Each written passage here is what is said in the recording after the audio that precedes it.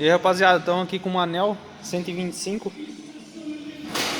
com um probleminha de luz de injeção acesa. Aí fica aceso direto, a moto não apresenta falha nenhuma. Aí o defeito tá aqui, ó. Vou virar aqui pra vocês aqui, ó. Mostrar. Fio do conector do módulo. Aí faz a remoção aqui do baúzinho e tal da moto. Tira o módulo que fica aqui embaixo aqui da numeração de chassi da moto. Tira o módulo e tá aí, ó. Neo 125.